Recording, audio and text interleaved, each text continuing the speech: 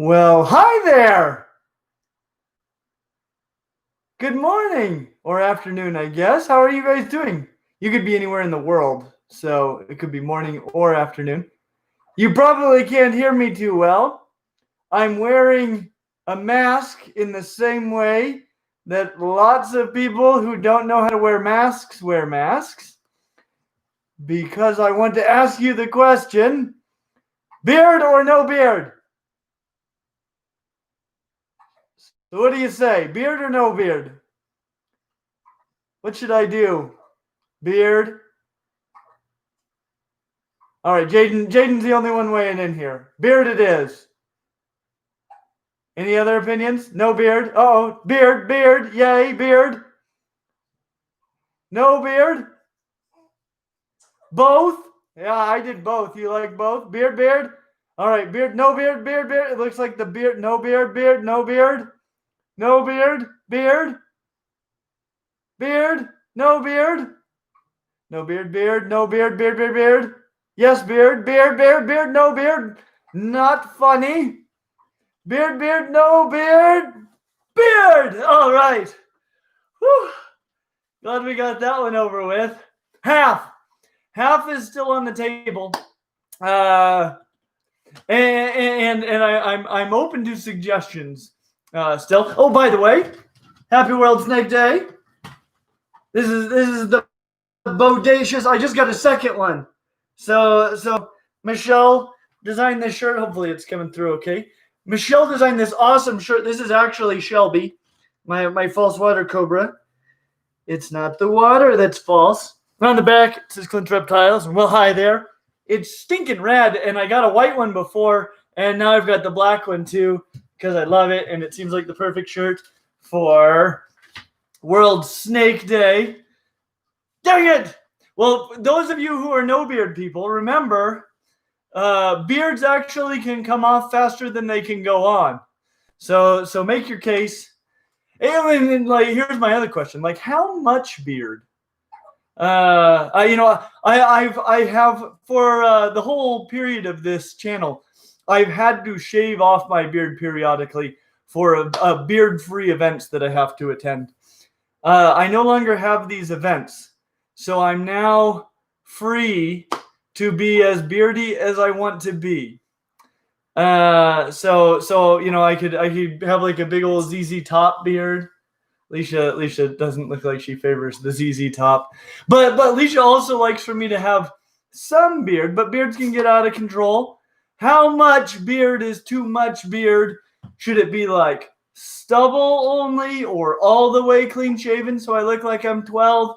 Or what would you guys prefer? Ridiculous. You look 16. 16. So I look 16. I don't look like I looked when I was 16 because then I looked like I was 12. Right. Yeah. Good news. Full beard, stubble, no beard. Oh. Well, we will keep taking lots of suggestions. Cut it all off, like the hair too, eyebrows, eyelashes, the lot. Eyelashes. Goatee and mustache only. Just a creeper mustache. I Tony Stark style beard. How about the guy from the Hunger Games? That seems like a good one. Leash, would you like to do that beard for me? Yeah. Yeah. With the designs in it? Yes. Well, I have much awesomeness that just real quick, I just wanted to give you an update on our meetings with the Reptile Room. They've continued to be awesome, and something really fun is happening, which is explain what the meetings are. Yeah. So if you're new to this, being a Thursday and all, I've been doing Zoom conversations essentially at the Reptile Room. There's a link, I think. Yeah, there it is. So you can sign up and we just chat for like half an hour. It's been so much fun and really enjoyable, and it's an experience, you know, and it is, you know, a lot of the people that have done it have been like, it's so cool that you're doing this because, you know, normally you don't get the opportunity to just chat like this with people, you know, on YouTube, where I get to meet you back in the same way that you have gotten to know me. It's so fun. For me and I think for you as well. It's so cool, and I love doing it. You guys, you've got so many just interesting hobbies and talents and animals and questions, and we get to talk about all kinds of cool new stuff. And just this week, I've had a few people that have come for the second time. That's like even extra fun, because by the second time, like I already feel like we're friends. Like my friend. It's for real, because you know, all of a sudden it's like, you know, we can really start talking about stuff for a long time. I got some amazing Star Wars questions yesterday, which I actually went way over my time because I couldn't. You know, you have to go through each movie, and I got a lot of really cool new perspective, especially on Episode 8 of Star Wars. Now I have to rewatch the new trilogy again with different eyes. Was this with Robert? Yes, it was. He's so cool. That was our second conversation, and yes. So please do sign up. My biggest fear. I mean, it's been amazing so far. Like this is saving the Reptile Room. It's saving the Reptile Room. My only fear is that win-win. Yeah, everybody wins it. I love doing it. You know, Jason finds it shocking how much I just enjoy going up and talking to people, because I really like reptiles. Obviously, they've all my life been my biggest interest, but I'm interested in a whole lot of things. You know, and whatever your other hobbies are, I probably like them. Even if I haven't been able to dive into them deeply, like I like stuff, you know, like life is full of awesome things, and I like it all. So it's been such a pleasure getting to know you guys better. This is just, it's the greatest thing ever. It's just the greatest thing ever. So please, if you haven't signed up, like I would love to meet you, and this coming week would be awesome. Anyway, also, I made myself a list. So did you text it to me? I did not text it to you. It's a secret list. No, it is not. It is a secret. Alicia doesn't know about it list. But and I'm gonna tell you more details about this as the live stream goes on, because I have with me a very special guest who's going to help introduce the exact subject. But I have an idea for a brand new series that I'm really excited about, and we're going to film our first episode of it tonight. So if you're in the area, you can come to Clint's Reptile Room and peek through the windows tonight and watch us filming in there. But I'm really excited about it. It's going to be really fun, and I hope it's something that you guys are interested in. So I will give you guys a little preview of what I'm talking about. A great dolphin is the special guest. I would love a dolphin. I would love just one dolphin. I'd be like, okay, dolphin, your job is to analyze humans for intelligence, and we'll have them give us the IQ test for dolphins. Should we get into some super chats? Yes, we should get into some new super chats. Okay. So that's my teaser, but I will tell you more about it during this live stream. But yes, we should. And probably I'm excited about the special guest. Okay, UK Exotic sent. We didn't do my currency quiz yet, Clinton. Oh yeah. We haven't. This weekend we will try to do currency quiz. Simple quiz for me. I'm pretty sure it's euros, but it could be pounds. I don't know. It doesn't look like an L or an E. Both. Okie doke. Maybe an L. Okay, then it's probably pounds. Okay. How do I start a business? UK Exotics says. And they're UK Exotics, which very much suggests that it's probably pounds. UK Exotics, that's a great question. I wish I could give you more details, because I don't know much about the laws and stuff in the United Kingdom as far as what you might need to do. But as far as starting a business, I mean, I'll be honest, Clint's Reptiles actually began as something called Clint's Reptile Parties. This was just something that I was doing in order to help support my family while I was in graduate school. I've probably talked to you about this, but this goes back to the very beginning. I mean, this channel wouldn't be here probably without the way all of this began. So I had a bunch of reptiles for my classes that I was teaching, and because I love them, obviously. And my He nephew justified getting new animals to me by saying, I have to have this to teach my class. and I did use them to teach my class. And my nephew at one point asked if I would bring reptiles to his birthday party, and so I did, and it was like a big hit, and my whole family was like, "You have got to start doing presentations." So I did, and we created a little business called Clint's Reptile Parties. And here's the thing with me. I never viewed myself as being an entrepreneur. That didn't seem like the lifestyle that I wanted. And I've always seen myself going more into academia. But I have like Leisha's whole family; they're all entrepreneurs, and Jason and Karen and Will and Michelle, they're all entrepreneurs. Leisha's an entrepreneur. Saying it like manure. Say it like entrepreneur. Entrepreneur. No, Entrepreneur. How does that sound less like manure? To say entrepreneur. Entrepreneur. How are you saying Entrepreneur. No, stop saying her. Okay, we will. Weird. Anybody wants to search the proper pronunciation for a person who done create businesses and whatnot. Please weigh in. But entrepreneurship, depending on how you prefer to pronounce it. If you like the sound of manure, then entrepreneur is for you. That never seemed like the direction I would want to go personally.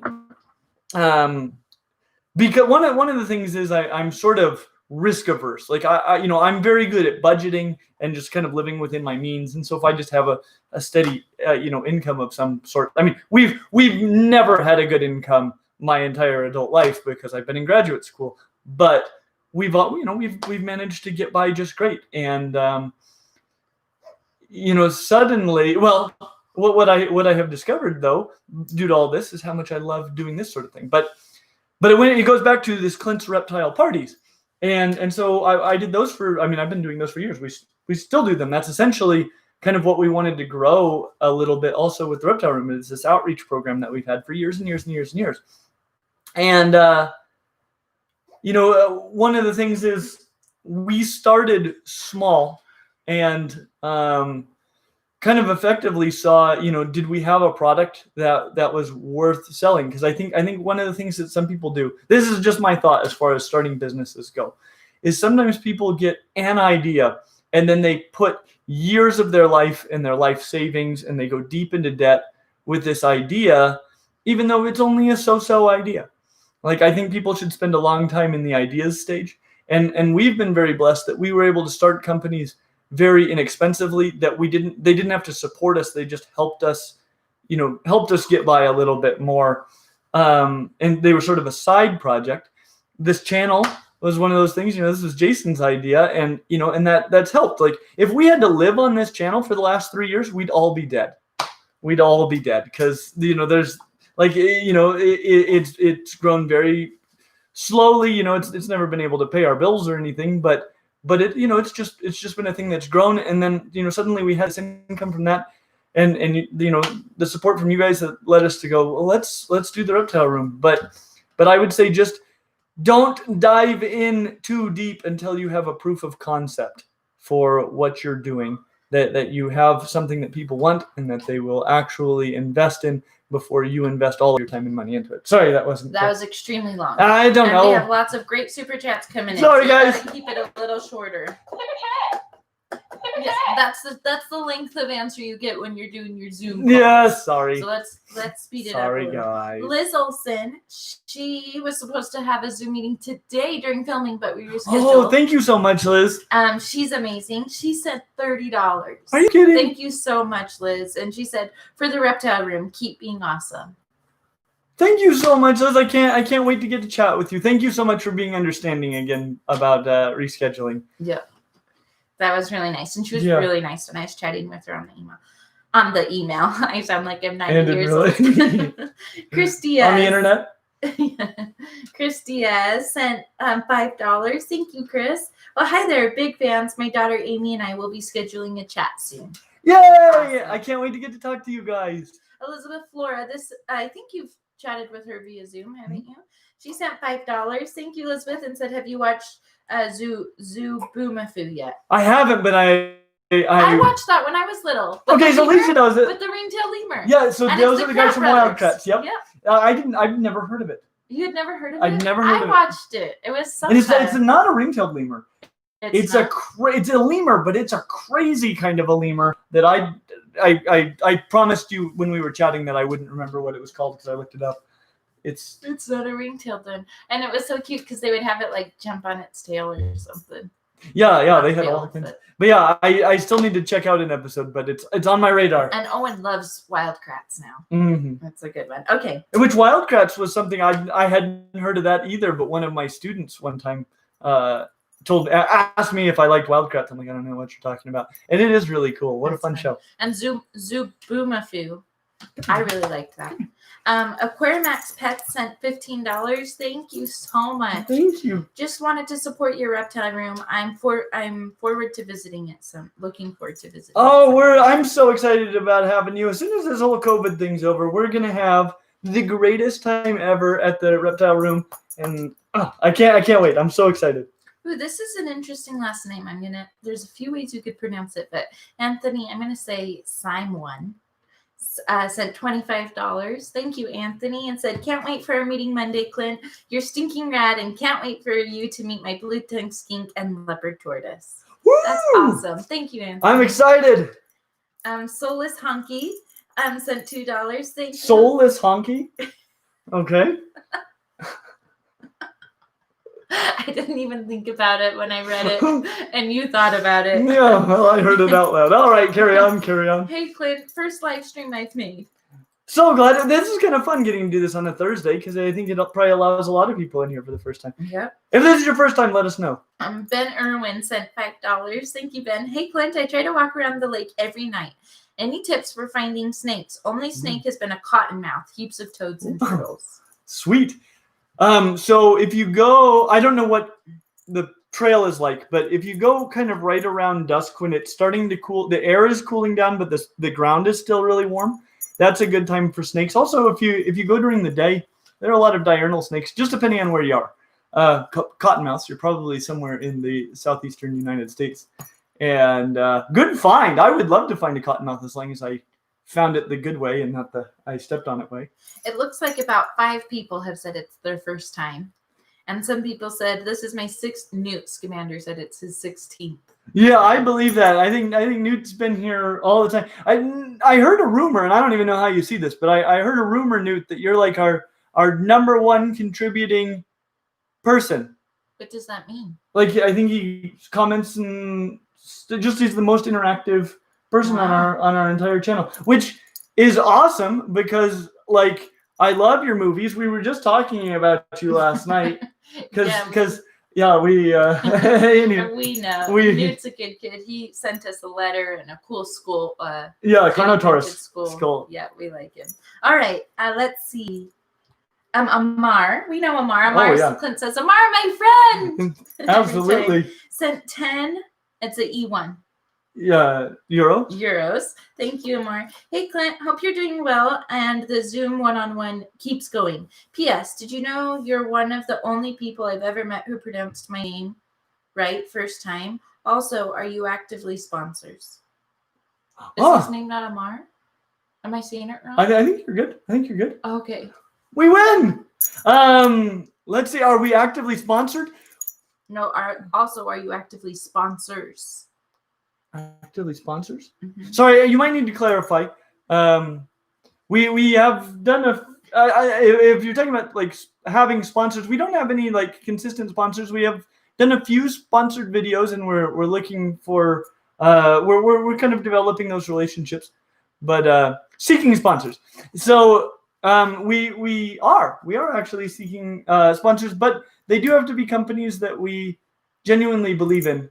Because I don't want to, we work too hard, right, to build something that you guys can trust. And I don't want to just like, I'm basically incapable of telling you guys to go get something that I don't actually think is good.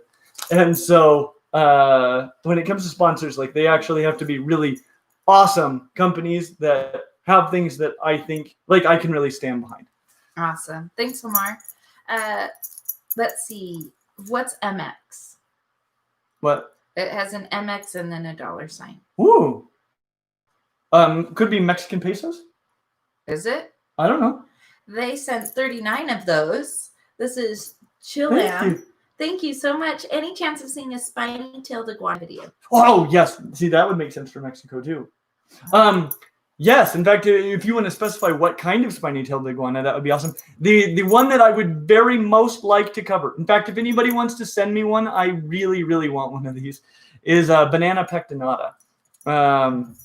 That's the iguana I've been telling you forever is the one that I would really recommend if you want an iguana. But I don't have one to film with, and I would love to have one, just generally, but they're a little out of my price range. So amazing. But there's well, and then of course a lot of the others. If anybody wants to send me Tenosaura, no, I can't remember the genus. It's Defensor, that little one that's ridiculously expensive. Just send all those. But there's this. I was actually talking to somebody in one of our chats this week about iguanas because though I don't think green iguanas make very good pets, there's a whole lot of iguanas that make awesome pets. And I would like to start covering more of those. I just need to find people that actually have them. Awesome. Great super chats coming in. Do some buttons. And for the super chat! That one's for Jason. Have they not seen it? Ka-chow! You saw it on the thumbnail, though. No, wait, that was my picture. Super chat! Awesome. Okay, let's see. Soulless Honky sent $2. Welcome back. Gus is. You're just funny. Okay, Gus is my favorite internet animal. Oh, he's a good one. He's probably my favorite internet animal too. And in real life. And in real life? Yeah, I've got. I mean, there's some competitors. I actually let me know if you think this would be something fun to do in one of these live streams. But I've been, like Theo's my first dog that I've really had since I was a very small child, and I'm a reptile person. We did a head-to-head with dogs, but if you'd like sometime, I mean, where we could talk about my actual take on what it's been like for me having a dog. Yeah.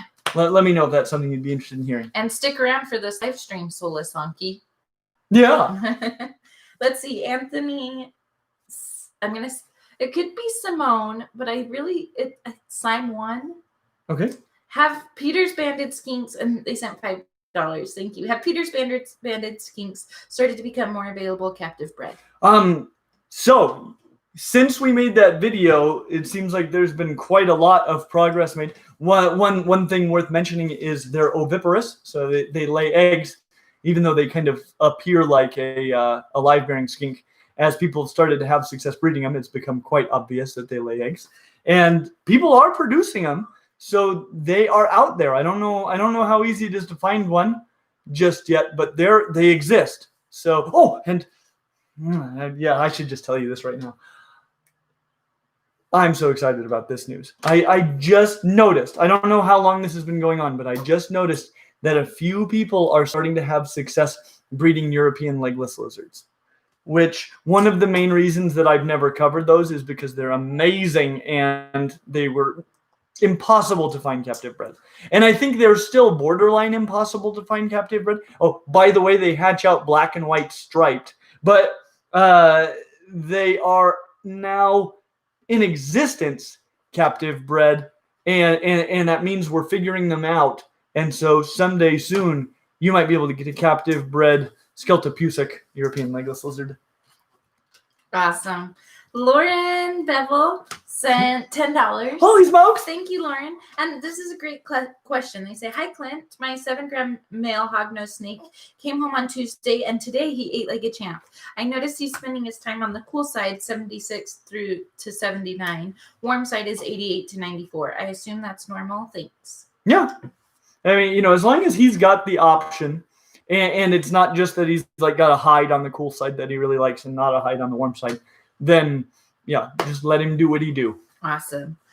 Sarah Elman sent $50.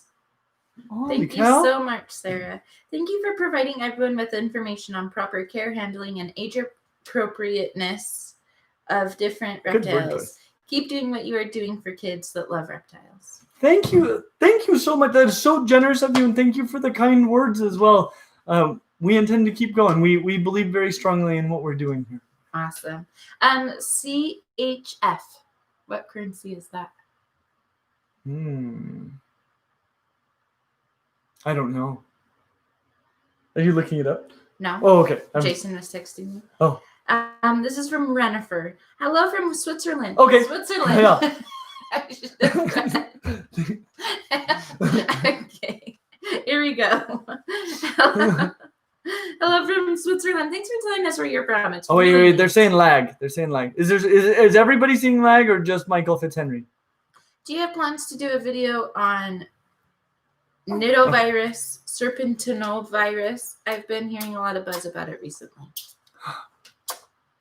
I don't necessarily. I haven't had plans necessarily to do that video, but if that would be something that would be valuable for everybody, let me know, because I mean that is an important topic, something you can read up on. But I totally understand. Like, I would rather get something from a YouTube video than from like a long paper to read. So if that's something you'd like for me to go into, that's something we could do for sure.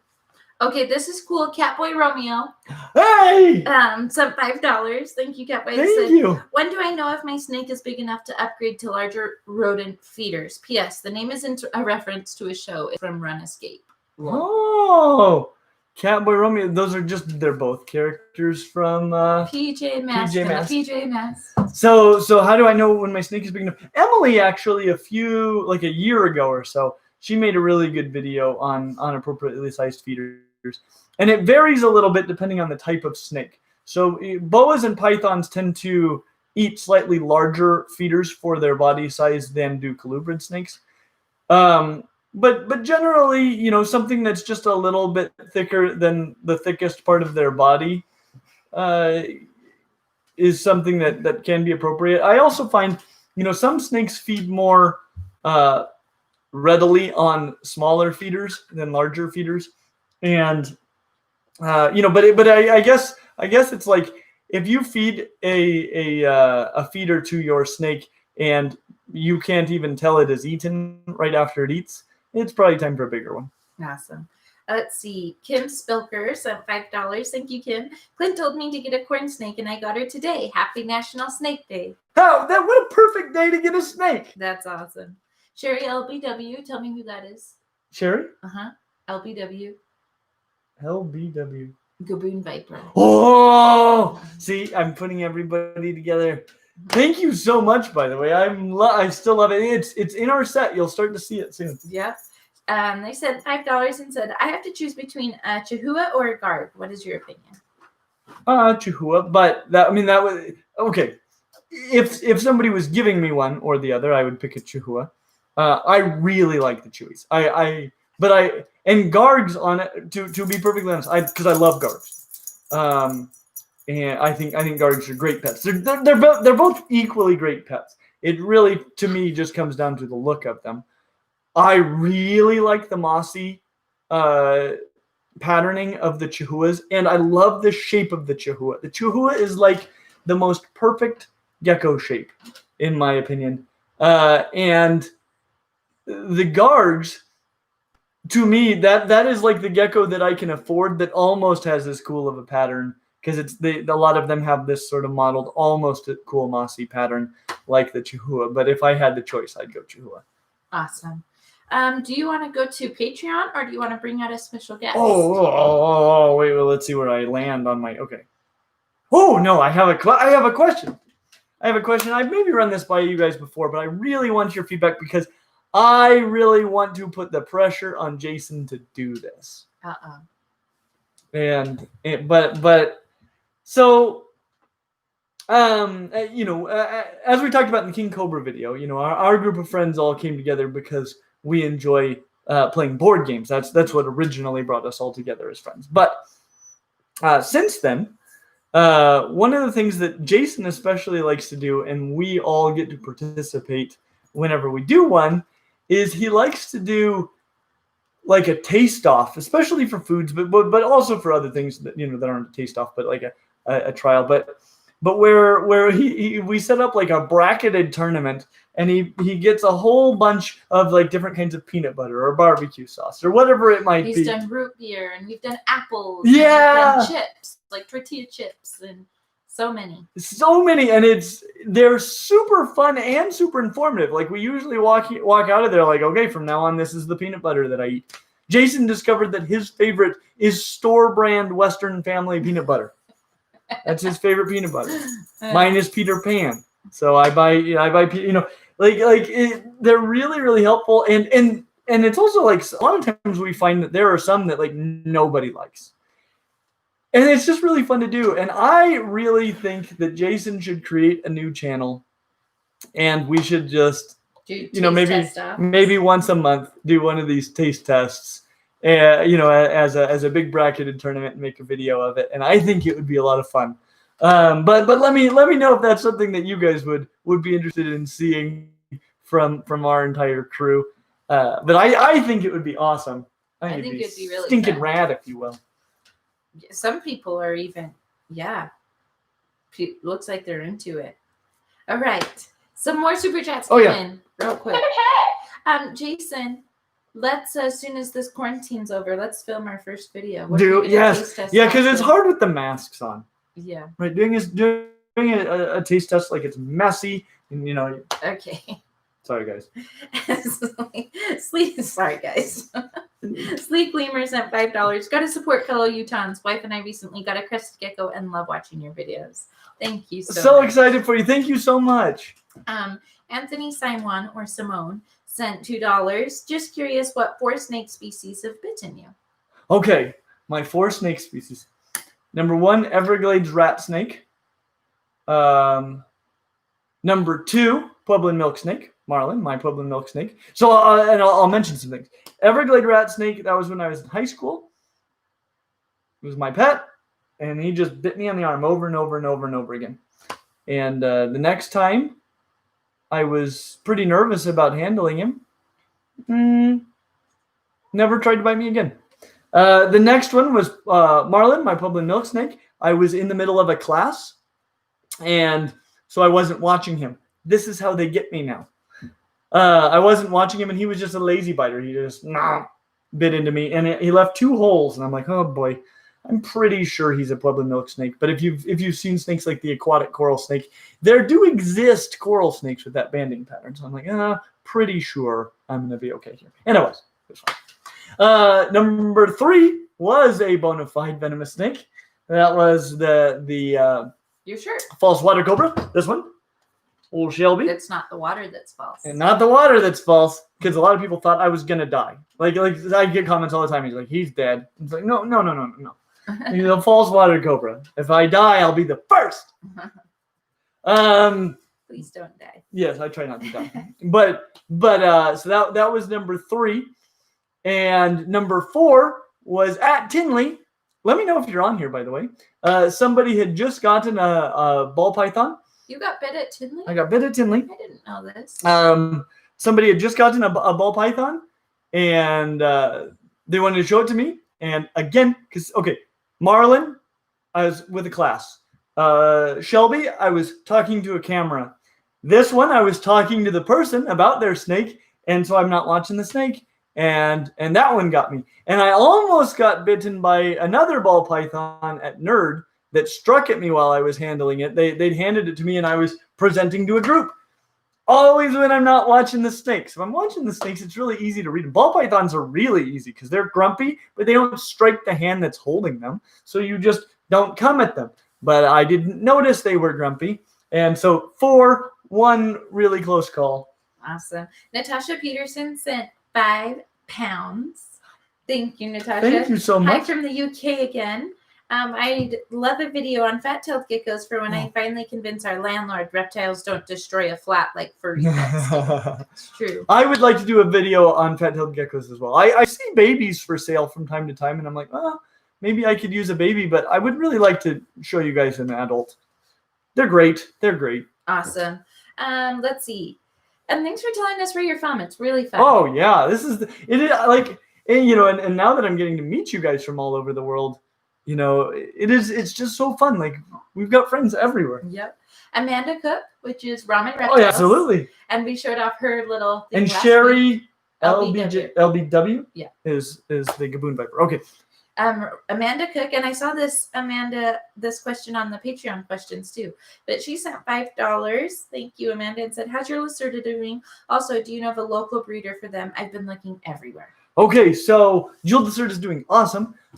I don't know of any local breeders that are producing them. There may be some. I had to have mine shipped here, and I found somebody who just produced some on Facebook, and I contacted my friend from whom we borrowed the other jeweled Lacerda, and I was like, do you want to order some jeweled Lacerdas? And he said yes, and so we got all those jeweled. I think we bought the whole clutch, and I got one for me and one for my friend Kevin, and he kept the rest. Who kept the rest? Jason. Oh, Jason. Yeah. Okay, let's see. So do you know that guy? Really? So all right. Well, sorry, Amanda. We'll keep looking. Lauren Roman sent $5. Thank you, Lauren. Hey, Clint, my Christy Sparrow is 3 months old now. Do you have any suggestions for how to get droplet stains off the glass? Oh, sometimes you can just spray. Oh, so droplet, probably from misting. Depends on what kind of droplets you're talking about. Hard water droplets. Hard water droplets. The thing I found works best. You can use a razor blade. That works. Make sure your gecko is nowhere near you when you're scraping it with a razor blade, because it sends all kinds of high frequency sounds that they can hear really well, and you maybe can't, and it freaks them out. They might drop their tail. So get the gecko the heck out of there if you're going to use a razor blade.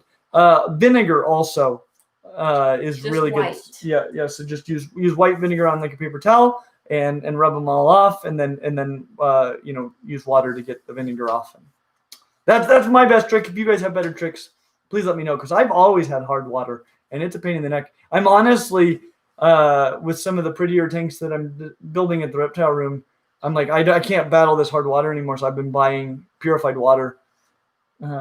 Just in jugs. Yep, to use for my spray bottles and for the Misty. Yeah, for the in the paludarium, I'm using that down in the water area as well. Oh, so when it splashes, it doesn't. Mm-hmm. Smart. Okay, BD Lexon sent $5. Thank you, BD Lexon. They said for the Reptile Room. Thank you so much. Let's see. We have one more super chat coming in. Good. Christy has sent $5. I picked up a pair of Madagascar rainbow or banded rock lizards from someone that was moving, but I'm unsure on the terrarium. What do you recommend? Let's see. Just something big with a lot of surface area, because I think they're pretty active little guys, and I think a lot of rocks and stuff to climb on, and good heat should be pretty good to go. Kind of a typical dryish lizard setup. Great. Raptor Llama sent $10. Thank you, Raptor Llama. Yeah. My 11-year-old ball python that never bred laid 4 viable Partho eggs that all hatched with maternal incubation. They ate live hopper mice. With your breeding, how do you usually transition to frozen thawed? That's awesome. What a cool story. Okay. So it's I have so many questions. Were there any morphs to your female, and what were the morphs of the babies? I would like to know that. Interesting. And 4 eggs, and they were all viable with maternal incubation. Are they all female? That's my next question. Anyway, so many questions. Well, how do I transition them? Yeah. I usually have to do a live hopper mouse for my first feeding on my babies, and then I just start offering them properly heated frozen thawed mice, and I'd say 80% of them switch over very easily, and the others might take 3 or 4 feedings, but they usually do it on their own. How young do you try to transition them? Oh, second feeding. Second feeding? Mm-hmm. Awesome. Carson Brown sent $5. Thank you, Carson. Greetings from South Haven, Michigan. That's so cool. I love your vids and I really want a snake, but I live in an apartment. I'd like a falsy hognose or a type of boa. Great. Well, I would say if space is your concern, hognose is the way to go. But those are all stinking rad. This is awesome. Nails Moss sent €5. Thinking about getting a jumping spider because of your video. Love your content. I'm so glad. That was such a fun video, and it was so popular with you guys. Like, it really made me happy that you guys loved the jumping spider video so much because they're just wonderful. I'm a member of all these like jumping spider groups on Facebook and stuff because they're just. I've always loved them. Like, they're the most endearing spiders in the world. They are. They're real cute. Some spiders, I have to admit, are kind of freaky looking. But jumping spiders are just darling. Especially, we watched Lucas the Spider with our kids on YouTube. And now they call jumping spiders Lucases. And they're like, look, we caught a Lucas. Can I tell you about what I think is the freakiest looking spider? Quickly. Okay. So I think the freakiest looking spider, at least for me growing up, is there are these crazy looking isopod eating spiders. I think they're actually just delightful little spiders, but they're like all smooth, red with a tan abdomen and colossal chelicerae because they eat isopods, which are roly-polies, and so they have to have these powerful fangs to get through the protective armor of the isopods. Anyway, I was terrified of them as a kid. Not like where I'd run away, but I'd flip a rock and be like, "Ooh, it's one of those freaky spiders." Yeah. Eloin Bloodbane. I recognize this name. I wish I could pronounce it better. I'm sorry. They sent $5 Canada. Thank you. Canada. This is the one telling us how to say entrepreneur. Canada dollars. Hey. My tongue decided to fall asleep for a second. Hi from Canada. See, I can do it. Yeah. Question for you. When getting a tegu, this is a good question. Is it better to start them in a smaller than adult size enclosure or start them off in an 8x4x4? Honestly, I would say, I started mine off in a smaller enclosure because that's what I had. And so you can get away with a smaller enclosure. Here would be the trick. This would be the only problem I would see with an 8x4x4 for a baby. You're not going to have the problem of them not finding food because you're probably going to be tongue feeding them and stuff. The biggest concern is, Gus's current enclosure is 8x4x4 or ish. It's 8x4 footprint. And, I intend to build something even bigger soon. But that current enclosure is big enough that I can't easily go in there and get him if he doesn't want to come out. Like, I can't really reach all the way to the back. I have to climb in there to get him from some places. So if you're, sometimes baby tegus can be a little shy. And if you're needing to get it out, interact with it, it might never come to you. It might just hang out in that back corner and hiss at you.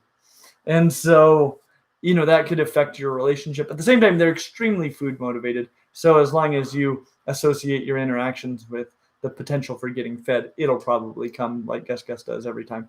Awesome. So a few more super chats. Okay. If that's okay. They're quick questions. Sherry LBW sent $5 again. Come on, Viper. Sherry. Yep. What more have you worked with in crested geckos? I have worked with no true morphs, so I don't have any xanthics or lily whites, though I would like, especially lily whites. But I work with a lot, there's multi-gene stuff. I have a lot of pinstripe stuff and Dalmatian stuff. I really like Harlequins and I've got a lot of reds and yellows and super darks. Awesome. Let's see. Another quick question is from Solus Honky. More Kevin and Dave collabs. Love from Portland, Oregon. Dave's coming out in August. We're going to do a lot of herping together, I guess. Yep. Well, Clint and Dave. I'm going to stay with the baby. Yes. but yeah, we will have some good outdoor adventures with Dave coming up. So yeah, watch out. Stay tuned. Amar, our friend, here's some more money. Just because you're awesome, and I gotta leave early. Enjoy the rest of the stream and the rest of your week. Amar, thank you so much. You are like single-handedly keeping the Reptile Room alive. Well, we have a lot of really great supporters. Yes, you guys are unbelievable. Thank you. Okay. Okay. Is it special guest time? Yeah. Let's see. Taste off. So covered that one. Yep. Okay, so let me put the right baby now, away I first. want to talk. Yeah. We need to. And this. Put the baby in a safe spot. And the barkety woof needs to probably go elsewhere. Okay. Okay, so this is gonna be my big clue. My new series that I would like to do, and let me know what you think of this. I'm gonna film this one tonight. I've worked way too hard on it to not film it, but I want to do like. Don't tell them what it is, because then they'll research all of them, and then it won't be. No, I'd still. You might research all of them, so you may have heard of some of them, but I will tell you. We talk about a lot of really cool animals on this channel. A lot of them that you've heard of. Some of them that are pet animals that you've maybe never heard of before. But there are some that even I haven't heard of, or I'm discovering all the time. That's one of the things I super enjoy doing. And so I'm wanting to do lists of 5 members of the group. 5 vipers or 5 iguanas, 5 anoles, something like that you've never heard of. It's so fun. I missed a super chat. Oh, well, can we swing around to it? Or? Yeah, we can swing back around. Kim, I will come back to you. So I want to do this sort of a series of videos potentially on a specific group, but 5 members of that group you've never heard of before. Okay, and so if you like that idea, please let me know, because I'm really excited about it. It will be so much fun to cover these obscure ones. And today I'm going to film the first episode of this. So you guys that are here for the live stream are going to be the only ones that are going to know about this, because this is not one of them you've never heard of before, but it is the group to which this one belongs that I intend to cover first. Okay. Can you hold that for a second? Yeah. Okay. Ba-ba-da-da! These guys! And I'm not talking just the teid lizards, because that would be pretty easy. There are lots of teids you've never heard of. I'm talking about specifically 5 tegus you've never heard of. That is what I am. We're gonna film tonight. I don't always give away something like this, but I'm too excited about it not to talk about it. I am so excited, and I hope it's something that you guys are excited about. What got me thinking about all this in the first place was one of my friends from Peru posted this picture of a lizard that I'd never seen or heard of, which is not uncommon. I mean, there's all kinds of stuff down in Peru, but this is a big one. And its name didn't seem right. Its name was in Spanish, and I'm like, that looks like a tegu to me. It doesn't look like what they thought it was, or what the common name was actually for it. It wasn't just what they were wrong. It's what the common name is in Spanish. And so I started to research this lizard I'd never heard of, and it is a tegu, and so it's one of them on the list. And I just discovered another tegu I hadn't heard of within the last year, and I'm like, what else is out there? And there's so much cool stuff. So we are going to cover some stinking rad tegus that you've never heard of. I'm like a good guess as being. Oh, he's such a good boy. You good boy, Mr. Gusserton. He's so good. I love him. Hopefully you stay tuned. If you've never pet a tegu before, go find a tegu to pet. They're one of my very favorite reptiles to pet, because their scales are very beady. It's a very satisfying texture to feel. And if you notice, if you've seen our tarantula video from this last week, you now know why I'm so terrible at handling big lizards. But I do my best. This is the best I can do. Oh. Your dog is here behaving worse than Gus. Well, here, let's keep Gus out for that super chat that you were talking about. Oh, yeah. Kim.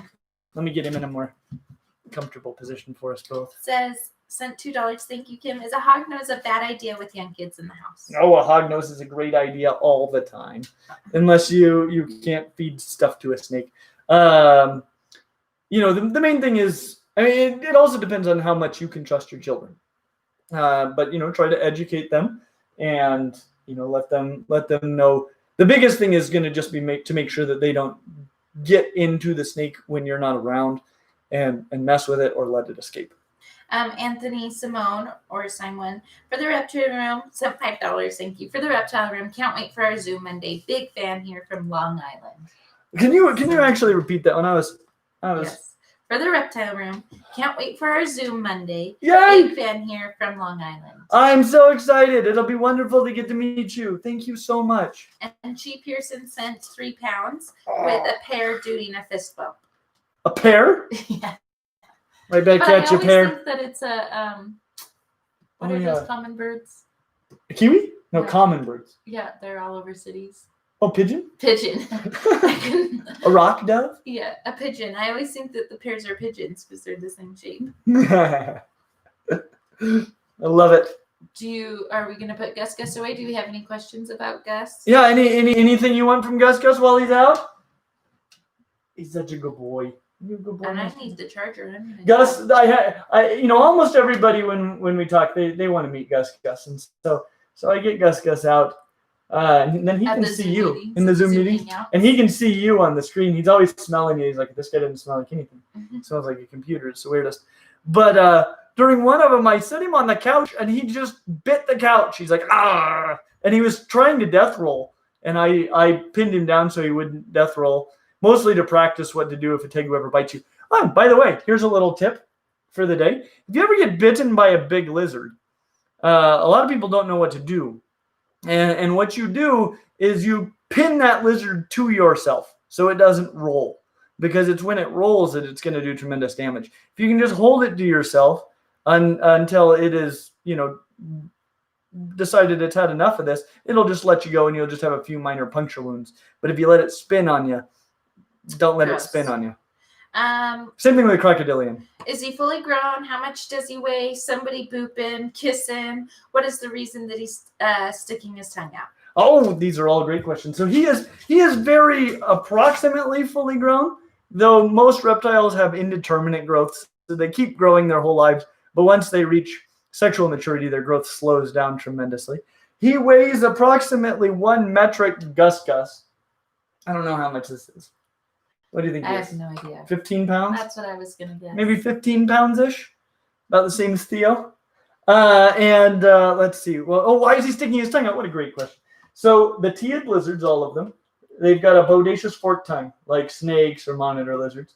And what they're doing, and lizards, what they're doing is they're tasting the air. Taste and smell are effectively the same thing. And so he's smelling with his tongue. In the roof of his mouth, he's got an organ called a Jacobson's organ, and so he sticks that tongue out, and then he inserts it into that Jacobson's organ in the roof of his mouth, and that's where he really, really gets an idea for all the particles that are on there. He gets a great smell. That tongue has a fork in it, which allows him to smell directionally, so he can smell if something is coming from the left or the right, which helps a lot if you consider that most snakes and lizards, they're down low due to the way that they move, and so they can't see over large obstacles, including grass, things like that. So directional smelling is handy dandy for actually finding where food is. Our friend Amanda Cook from Ramen Reptiles sent $5. Tegu question, which you might answer tonight. I've heard blue tegus are smaller than reds and black and whites. Is this true? Maybe by mass smaller maybe. Blues, they're pretty comparable in size. Blues also are only arguably a different group than these guys.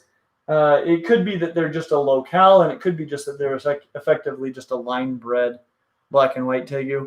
I think the jury's still out on that a little bit. Does your dog get along with Gus? I think they would get along because, they've been near each other outdoors when they're both on leashes. And they seemed not interested in each other. Theo. Can you get me the charger? Yes, Theo doesn't seem to have any aggressive bones in his body. And sorry guys, one moment. Such a good boy. He's a good boy, and I try to give him exposure. He comes up and he'll sniff the tortoises and things like that, but he never attacks anything. He's not afraid of anything, but he also is not aggressive towards anything at all. He's like the friendliest dog I've ever seen in my life. So I think he'd be fine. I don't think he would mess with Gus Gus, but I do think he'd go up and sniff Gus Gus. And I don't know how Gus Gus would respond to that. And because they're comparable in size, but Gus Gus has got some just incredibly powerful jaws that I experienced how powerful they are firsthand. I don't think I will ever test it out to see how they would get along exactly. Lami Rest says, why is tongue flicking better than a regular nose? That is a tremendous question. I will give you some thoughts. I'm not sure entirely that it is. Theo, for example, has a phenomenal sense of smell. His directional sense of smell, though, isn't probably going to be as good, though he does have 2 nostrils. And I don't know how well they differentiate that. Like if the scent stays separated where he would know if it's coming from the left or the right, he's mostly going to be moving his head around to get an idea as it comes from left or the right. And a nose gets very quick input because every time he breathes, he gets it. I'm just thinking this right now. I hadn't really thought about it. But you've almost got tongues going for most ectothermic animals, and endotherms seem to go with the nose. And there are a few differences between the ectotherm nose and the endotherm nose that might really matter. One of them is endotherms breathe a lot more. And so they're getting a huge amount of feedback. Hopefully you can hear that. But they're getting a huge amount of feedback. And so it can be really, really efficient that way for them. Whereas Gus Gus, he doesn't breathe very often. And so that tongue probably gets him about as much feedback as he would from breathing. The other thing is endotherms, like dogs, they tend to have a lot of honeycomb sort of, there's a lot of surface area inside of the nose of endotherms. And a lot of that is probably for retaining moisture, as far as I understand, because you can lose a lot of moisture from breathing. And so that may contribute to the effectiveness of the mammal nose for smelling. But, dogs have a great sense of smell. But the reptiles, they all, all of them that seem to be really olfactory, they seem to go with the tongue. And my other thought is simply that sometimes when it comes to evolutionary trajectories, it doesn't come down to what would be the best, but sort of what was available. And so if, using tongues for smell evolved early in the squamate reptiles, then that's what the squamate reptiles do, that smell well. Even though a nose might have been just as great, they just never have had the variation to develop that. Whereas that did evolve in the mammals, and so mammals tend to rock that. And most birds don't smell very well at all, except for kiwis, which smell amazingly. Awesome. Scroll up a little bit. I'm going to have you read Scroll up from Jean-Claude Sladden. He sent 10 euros. Thank you so much, Jean. What are the differences between the different Varanus acantharis subspecies? Let's see. VA acantharis, and oh boy, and Insulicus. How can one tell them apart visually? Also, hello from Malta. Great channel. That is. I don't even know where Malta is. I actually wish I knew that better. I know that there's one. So, I sort of know our Ackies that are available in the pet trade here. So I can tell you a little bit about differentiating red and yellow Ackies. But I know in Australia they've got a subspecies of Ackie that's really big, not Argus monitor big, but considerably larger than our Ackies, which is honestly my only complaint with Ackies is they're a little bit too small. I feel like if they were just a little bit bigger. But that is a question. Here, I tell you what. I'm going to take a picture of this because I do have resources that I can go to that know a lot more about them than I do. And I will find out more information about that and give you a better answer in the future. I literally just Googled where is Malta. Do you know where it is? I don't know exactly. Tell me what you mean. It's in the Mediterranean. It's by the boot. of Italy. Ah, righteous. Yeah, that seems like an awesome Isn't place. all of Italy the boot except for Sicily, which is the ball? Yeah. Okay, so it is right by Italy. Well, I was clarifying what I meant by the boot. Okay. I always think of Italy as Gotcha. Hello, any boot people. Oh dear. Jacob Bloom, we know him. Yeah. We talked to him. From Canada, sent 20 Canadian dollars. Thank you so much. Well, I'm a little late, so I've missed quite a bit, but I must say, grow the beard, Clint. Grow the pirate beard. Pirate beard. Ooh, a big pirate beard with braids and whatnot. Yes. We better jump over to Patreon here Okay. for a minute. Yes, sorry. We are running out. Patreon. And I have an intention for a lightning round. Can we do a lightning round? Yes. Oh, yes. And I have one other thing. One other thing before we get to that, Patreon. Hurry. Next week. Plenty. I haven't run this by Alicia, so hopefully this is okay with her. Uh-oh. But I am expecting a package that is extremely awesome. And I was thinking about saving it for the live stream. The HAT. Nope. Oh. Our viewers can spell. I realize you guys know what that is. I just wanted to be dramatic. Spelled it out. The at-hay? No, not the at-hay. What package? It's one that I got a digital copy. Ah, that's really exciting. Yeah. So anyway, I think I just got approval. I will save that for the live stream next week.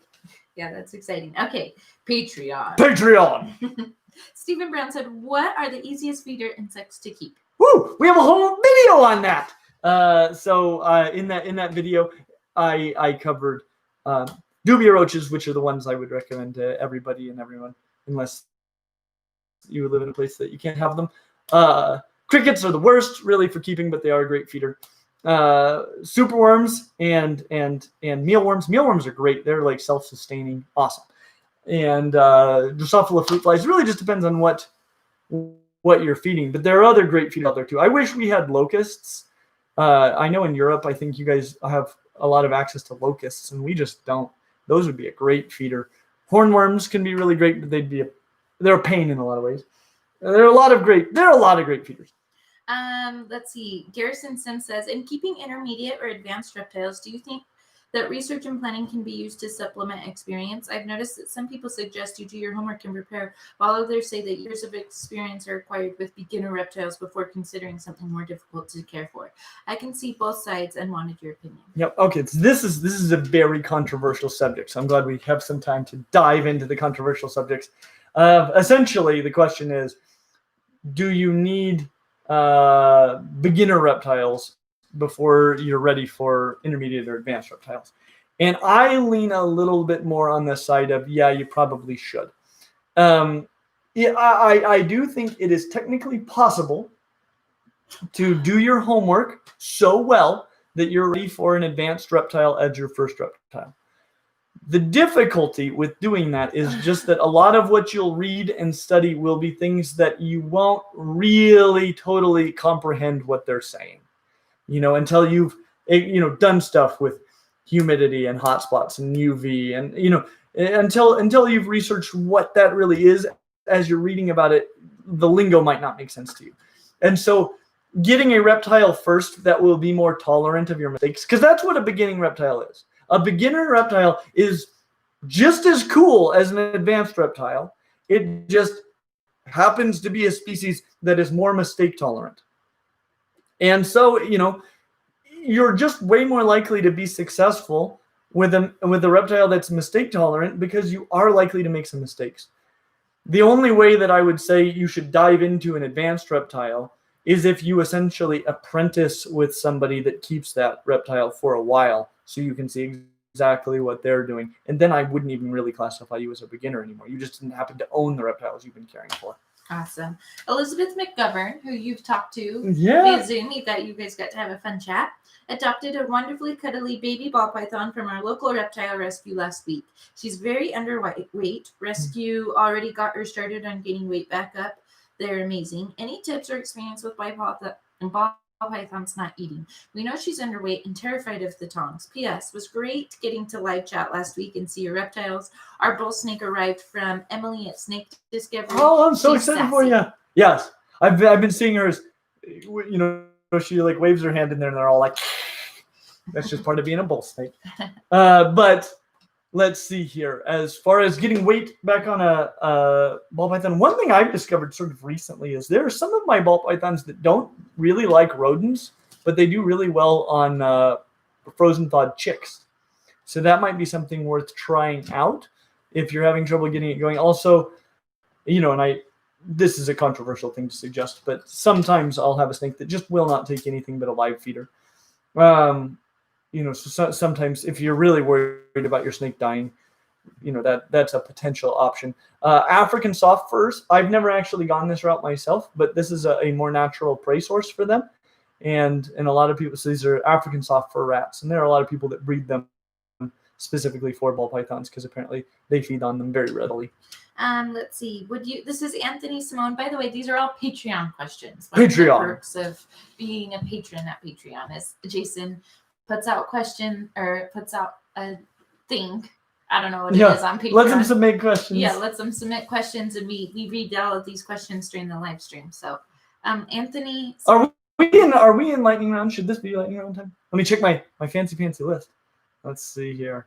Yeah, should we begin this as lightning round, or are these? Up to you, sweetheart. Okay, we'll simmer down for this one, and then we'll ramp up into a lightning round, unless we have more people. Let's see. Let's do these two questions, and then we'll do lightning round. Okay. The rest of them are pretty short. Okay, Anthony Simone, would you consider making a video about leopard tortoises? I've had mine since I was 4, and we've grown up together, and I want to give them the best care possible. Looking forward to our face-to-face meeting on Monday. I would love to do a video on leopard tortoises. I almost certainly know people that have leopard tortoises. I just need to reach out. I mean, honestly, originally, our turtle videos, it seems like people weren't very excited about them. But since then, like, our turtle videos have actually been doing really, really well. And so I want to do more turtles.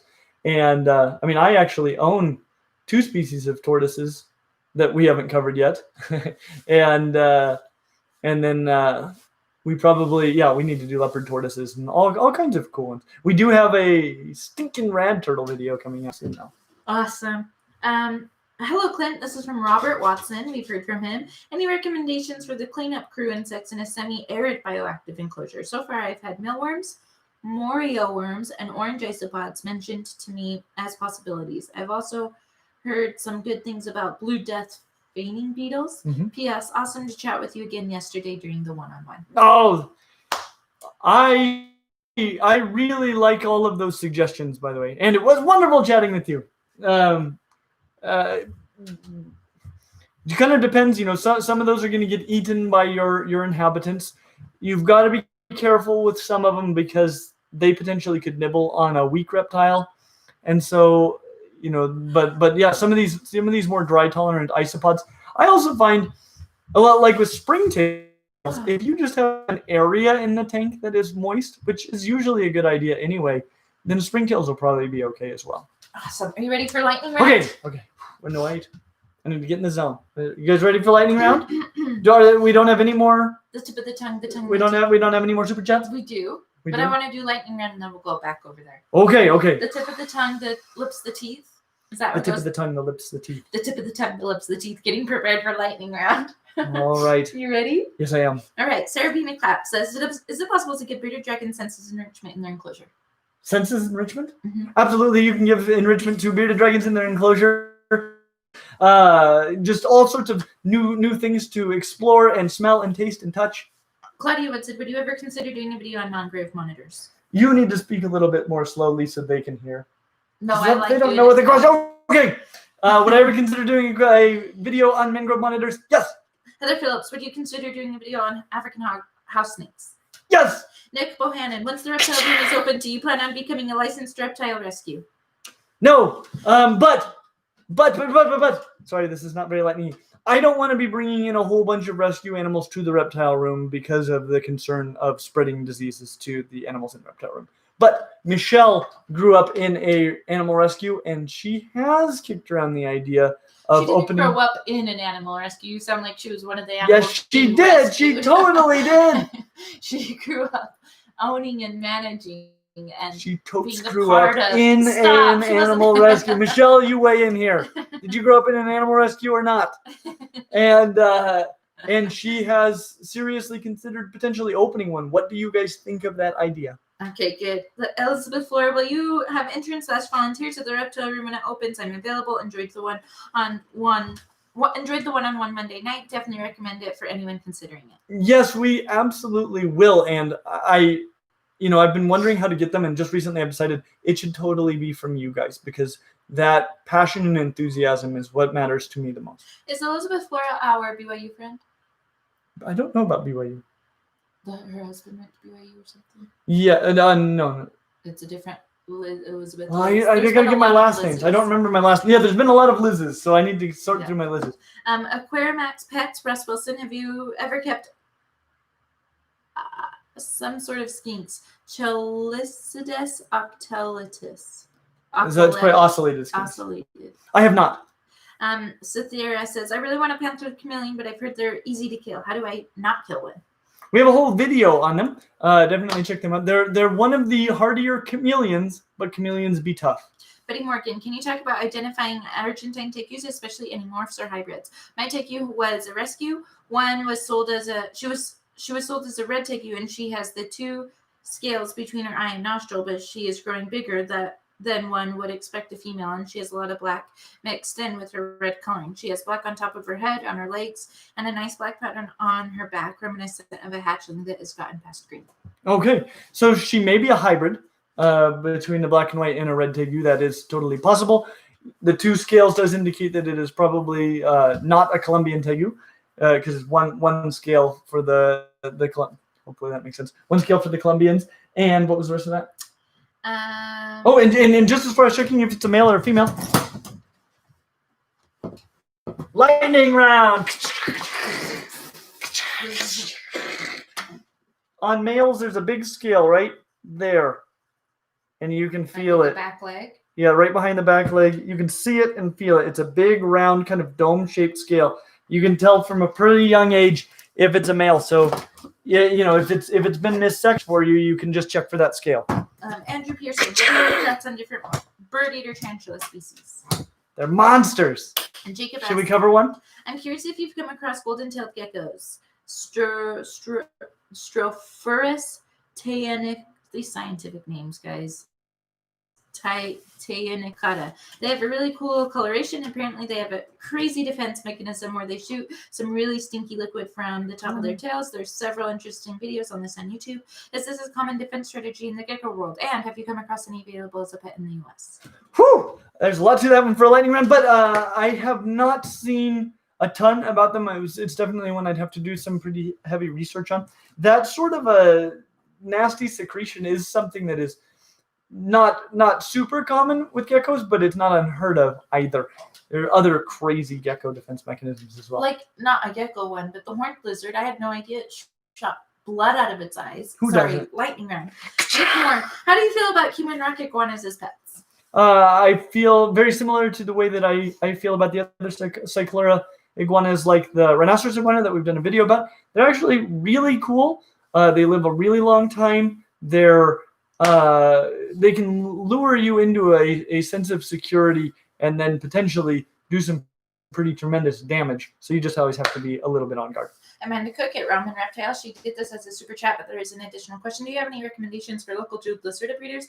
I'm planning on commissioning K&B Customs for a new enclosure for one as soon as I finish making my bioactive ball python enclosures.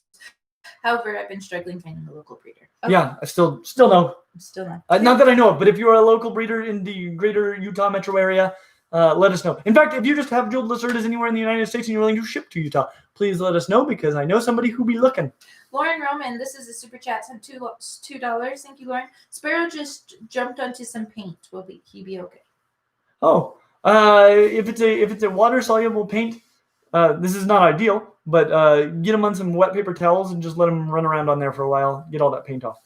Let's see, Eric. Nice. Make sure he doesn't ingest any. $5. Thank you, Eric. Really intrigued by Amazon rainbow boas. I've kept multiple reptiles with success, but are their humidity requirements too crazy? It depends on your climate a little bit. Like here in the desert, it's real tough. They're tough a little bit, but mostly if you're really, really diligent about it, you should be fine. I didn't get to see what Michelle said about living in. Yeah. Did Michelle weigh in? Oh, wait. He's my, I don't know. What did Michelle say? Did she live in or around an The animal animal rescue? rescue was our house, lol. In! Okay, maybe Clinty won. She said, I did. Yay! The animal rescue was my house. All right, fine. What else is on your list, sweetie? Is it time to wrap up? Okay, I think didn't you say you had a question you needed to circle back around to? We already did. Huh. Wow. Well, we did well. Thank you guys for being here. I love it. I'm loving that I'm getting to meet you guys one-on-one. I love doing these live streams and just getting to talk to you. Thank you guys for being accommodating and joining me on a Thursday. We will be back to our normal time next Friday. And hopefully we can drop the link to signing up for a... Yeah. If we want to throw the link in one more time for signing up for a face-to-face chat, that would be amazing. Oh, super chat! Yeah. Drea Hunt said, sent $5. Thank you. Building a bioactive enclosure for my ball python. I found what I believe to be a paper tree branch. If I bleach it and seal it with polyurethane, can I use it? Yeah, that should probably work. Another way you could do it instead of bleaching it, which I don't know what the process is for bleaching it, but if you bake it in your oven on about 250 degrees for look up the exact times and temperatures, but that's a really good way to disinfect them. And then if you seal it, that should really help. I don't know the hardness of that wood as far as how well it'll survive humidity if it's not sealed. Can we get a hint for Saturday's video? Oh, that was from Jackson Frazier. Yes, let's see here. It is a format but a type of organism we have never covered before. And I'm not talking about just the species, but this is an organism very unlike anything we've covered before. Do I know what it is? I don't think I even know. I could look it up maybe. Let's see. People are asking what the secret channel name is. The secret channel name? Yeah, they were asking Newt. I think it was your channel that you did, like you just uploaded silly videos on. I think it's well, I don't know. I don't even upload anything on it anymore. Somebody, Big Birdie said must be a plant. Jaden Gopal said bullfrog. Michael Fitzhenry at Nick's Commander, I just subscribed to you. Cute. Super cute. Okay. You guys are the best. Thank you so much. As always, like and subscribe.